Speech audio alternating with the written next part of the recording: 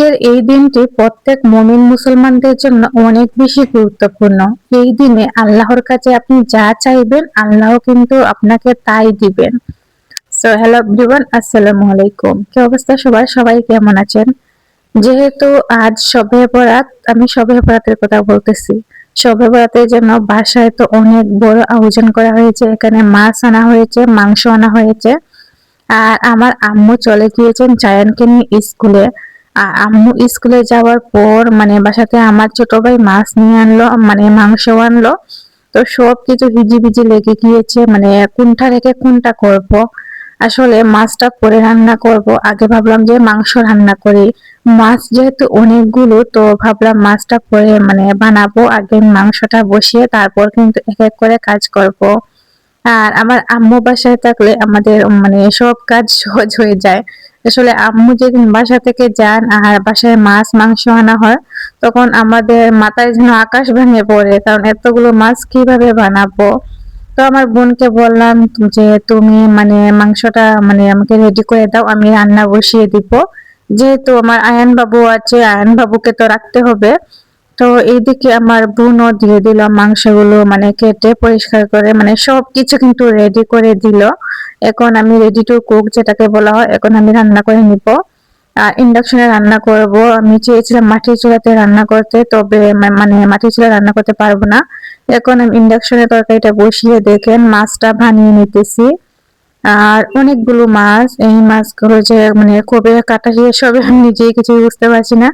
তো যাই হোক, মাছ মানে আল্লাহর নামে শুরু করে দিলাম মাছ কাটা। তো আমার মাছ কাটা হইতেছে একদিকে, অন্যদিকে ভাবছি যে আমার তরকারিটা কত দূর হলো গিয়ে একটু দেখে আসি। তো আমার মানে রান্নাটা প্রায় মানে অর্ধেক হয়ে গিয়েছে, আমি কিন্তু ঢাকনাটা দিয়ে ঢেকে দিয়েছি। তো এখন দেখতেছি যে মানে মাংসগুলো কষতেছে একসাথে, যেহেতু আলু মাংস দিয়ে দিয়েছি। তো আমি মানে এখানে দেখতেছি মানে কতদূর হলো। আর আমাদেরকে আমার আম্মু চলে আসছেন বাসায়। বাসায় আসার পর আমার আম্মু আমাকে অনেক বেশি হেল্প করলেন মাছ কাটতে। তো আমার আম্মু আর আমি মানে মাছটা কাটতেছি। তো এদিকে আমার দুই বাচ্চারা খেলতেছে, মানে আয়ান বাবু তো মানে জায়ান বাবুর কাছ থেকে ওইগুলো নিয়ে আসছে।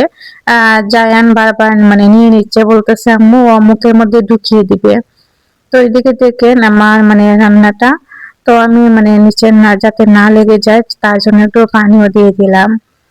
আজ আমাদের এইদিকে মানে প্রায় সব বাড়িতে, গ্রামের মানে আমাদের এইদিকে রিচুয়াল, মানে সবে বরাতের দিনে সবাই সিন্নি করবে। আজ তো আমরা মাংস দিয়ে মানে মাংস ভাত দিয়ে সিন্নি করবো। আর আগামীকাল আমরা হচ্ছে গিয়ে মানে ক্ষীর যেটাকে বলা হয়, মানে পিঠা, ক্ষীর পিঠা যেটাকে বলা হয় ওইটা করব। তো নেক্সট অবশ্যই শেয়ার করব কি সিন্নি করলাম সবে বরাতের জন্য।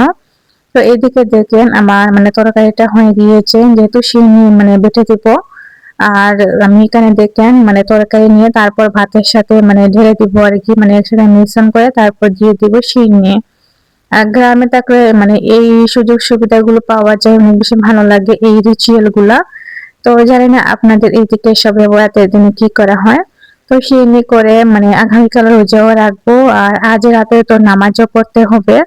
এই রাতে কিন্তু আল্লাহ পাক রাব্বুল আলামিনের কাছে আপনারা মানে যা চাইবেন আপনাদেরকে কিন্তু আল্লাহ পাক রাব্বুল আলামিন তাই দিবেন। সো আজকে রাতটা মানে যে পেয়েছেন তাদেরকে বলবো অবশ্যই সবাই মানে আল্লাহর কাছে আপনাদের প্রিয় জিনিসটি চাইবেন। আর আল্লাহর কাছে চাইলে আল্লাহ কিন্তু আপনাদেরকে খালি হাতে মানে ফিরিয়ে দিবেন না। তো আমার ভিডিওটি কিরকম হয়েছে অবশ্যই কিন্তু আপনারা সবাই কমেন্ট করে জানাবেন। আর আমি এখন মানে সিন্নিটা বেটে দিব। তো সবাইকে সিন্নি বেটে দিলাম, আর আমার মানে সিন্নিটা দেখেন এইরকম ভাবে কিন্তু মানে দিয়ে দিব। তো আজকের মতো এখানে বিদায় নিচ্ছি, সবাই ভালো থাকবেন, আল্লাহ হাফেজ।